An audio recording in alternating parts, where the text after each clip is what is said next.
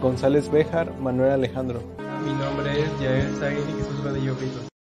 Bueno, mi nombre es Manuel Alejandro González Béjar, somos de la Universidad Veracruzana, de la carrera de Ingeniería en Biotecnología, cursamos la asignatura o la experiencia educativa de análisis instrumental y junto con mi compañero Yael Saguin de Jesús Vadillo Brito expondremos el tema de cromatografía y analizaremos sus usos en el ámbito químico para la experiencia educativa. Bueno, para empezar hay que definir lo que es la cromatografía. Donde la cromatografía es un método físico de separación para la caracterización de mezclas complejas cuyo objetivo es separar los distintos componentes, la cual tiene aplicación en todas las ramas de la ciencia. El principio de retención selectiva, cuyo objetivo es de separar los distintos componentes de una mezcla, permitiendo identificar y determinar la cantidad de dichos componentes. Diferencias sutiles en el coeficiente de partición de los compuestos dan como resultado una retención diferencial sobre la fase estacionaria y, por lo tanto, una separación efectiva en función de los tiempos de retención de cada componente de la mezcla. La cromatografía puede cumplir dos funciones básicas que no se excluyen mutuamente. Uno es la separación de los componentes de la mezcla para obtenerlos más puros y que puedan ser usados posteriormente. Y dos, medir la proporción de los componentes de la mezcla, ya sea finalidad analítica. En este caso, las cantidades de materiales empleados suelen ser muy pequeñas.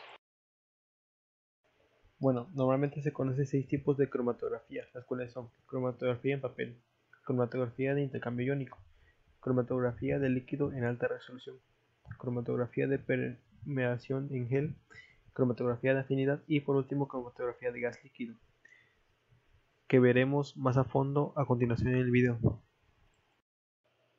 Bueno, en la cromatografía del papel, la interacción del soluto con el papel hace que los compuestos se desplacen a velocidades diferentes. Una pequeña mancha de disolución que contiene la muestra se aplica sobre la tira de papel cromatográfico a una distancia aproximada de un centímetro de la base. La muestra es absorbida en el papel. Eso significa que la muestra entra en contacto con el papel y puede establecer interacciones. El papel es sumergido en un disolvente adecuado, que puede ser etanol o agua, e introducido en un contenedor cerrado. A medida que el disolvente asciende por el papel, encuentra la muestra que empieza a viajar por el papel con el disolvente. Los diferentes compuestos de la muestra recorren diferentes dependiendo de las fuerzas de sus interacciones químicas con el papel. La cromatografía en papel requiere algún tiempo que habitualmente se necesita varias horas para completarse. El cromatógrafo final puede ser comparado con otros tipos de mezclas conocidas al final de identificar los componentes de la muestra. Las cromatografías en papel de 2 dimensiones consisten en desarrollar el cromatógrafo en un disolvente, girar el papel a 90 grados y desarrollar el cromatógrafo en un disolvente diferente. Es útil para separar mezclas complejas como compuestos similares. Actualmente la cromatografía en papel se utiliza poco y ha sido ampliamente reemplazado por la cromatografía en capa fina. No obstante, todavía se utiliza como una poderosa herramienta pedagógica. Bueno, ahora veremos la cromatografía de intercambio iónico. Se trata de una cromatografía en la columna que utiliza una fase estacionaria con sustancias con componentes con carga eléctrica. Se utiliza para separar compuestos cargados, incluyendo aminoácidos, péptidos y proteínas. Las fases estacionarias es normalmente una resina de intercambio iónico que contiene grupos funcionales cargados que interactúan con grupos cargados de signo opuesto del compuesto que se quiere retener. Puede ser un intercambiador de iones cargados positivamente, que es un intercambiador de aniones que interaccionan con aniones, o también intercambiador de iones cargados negativamente, intercambiador de cationes que interaccionan con cationes. Los compuestos retenidos se pueden eluir de la columna por gradiente de elución o por elución isocrática con un cambio de la concentración salina o del pH. La cromatografía de intercambio iónico es muy utilizada para purificar proteínas. Bueno, posteriormente sigue la cromatografía de líquido de alta resolución, que se suele denominar como HPLC. y es una forma de cromatografía en columna que se utiliza a menudo en bioquímica y química analítica. La muestra del problema es forzada a pasar a través de una columna, que es la fase estacionaria, o un líquido, que es la fase móvil, a elevada presión, lo que disminuye el tiempo que los componentes separados permanecen en la fase estacionaria, y por lo tanto el tiempo de difusión dentro de la columna. En la salida de la columna existe un detector que indica la cantidad de soluto que está saliendo. Ese proceso de difusión dentro de la columna comporta la aparición de picos anchos y pérdida de resolución. El hecho de estar a menos tiempo de la columna se traduce en picos más estrechos en la cromatografía resultante, así como una mayor resolución y sensibilidad. Otra manera de disminuir el tiempo que la muestra está dentro de la columna es utilizar un gradiente de disolvente, que consiste en cambiar la composición de la fase móvil a fin de acelerar la salida de la muestra del interior de la columna. Se puede considerar en dos tipos muy importantes, que es la fase normal y la fase reversa. La fase normal se utiliza una fase estacionaria polar y una fase móvil apolar, y se usa principalmente cuando la muestra a analizar es de naturaleza polar.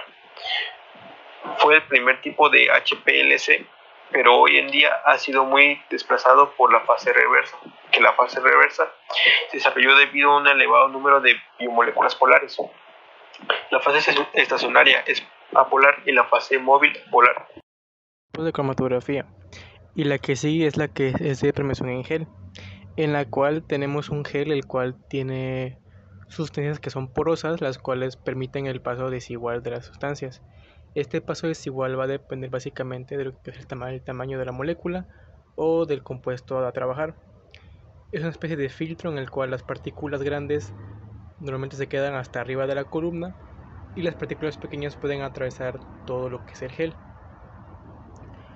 Un ejemplo muy común de este tipo de cromatografía es la de electroforesis, en las cuales tenemos dos partes. En la parte superior tenemos a lo que es el cátodo, que tiene una carga negativa, y en el extremo inferior tenemos un ánodo, que atrae moléculas con carga negativa, así que tiene carga positiva. Entonces, este gel es ya sea de agarosa o de poliacrilamida, el cual contiene unos poros. Entonces normalmente se usan moléculas como ácidos nucleicos, incluso también proteínas o aminoácidos, los cuales se hacen correr por este gel hacia el ánodo, y a medida de que pasan por este gel es como si trazaran una columna. Es decir, las moléculas más pequeñas pueden atravesar fácilmente todo el gel, llegar hasta la base, y las partículas más grandes se pueden quedar hasta arriba. Y de esta manera podemos diferenciar los tamaños entre las bandas de ADN o los fragmentos que se vayan a analizar. Igualmente con los aminoácidos podemos ver que los que tienen un peso molecular más alto se quedan hasta arriba, y los que son más pequeños se quedan hasta abajo. El siguiente sigue el principio de la afinidad, es decir, igual se hace pasar a una molécula de interés por una columna, pero aquí las interacciones van a depender de qué tan afín es nuestra molécula de interés con el producto que estemos trabajando. En este caso, en la columna se pone una resina, la cual es afín a un cierto compuesto, y se hace pasar una mezcla a través de ella para poder separar lo que es el producto que nos interesa, ¿no? Un ejemplo de ellas se hace con anticuerpos, en las cuales para poder aislar ciertas proteínas, lo que se hace es que en columnas de cromatografía se ponen anticuerpos. Esos anticuerpos son específicos para esas proteínas, los antígenos, y primero lo que se hace es que a un pH 7 o un pH neutro se hace correr toda nuestra mezcla de proteínas, las cuales se van a ir pegando a los anticuerpos. Una vez que estén unidas, lo que sigue ya es purificar pues lo que queda ahí pegado, y se logra cambiando el pH a 3. Una vez que se cambia el pH a 3, pues ya básicamente vaciamos todo lo que quedó ahí atrapado y ya podemos separar esa mezcla de proteínas. Y por último tenemos a la cromatografía de gas líquido, la cual sigue el principio de lo que es la evaporación. Tenemos una mezcla en las cuales nosotros podemos sacar lo que es la fase líquida o la fase gaseosa según sea el caso. Es decir, podemos separar compuestos que sean gases o compuestos que sean líquidos. Entonces tenemos una especie de tubo en las cuales tenemos la zona donde se pone la muestra y una zona de evaporación. En esta parte se van a separar lo que es la fase líquida y la fase gaseosa.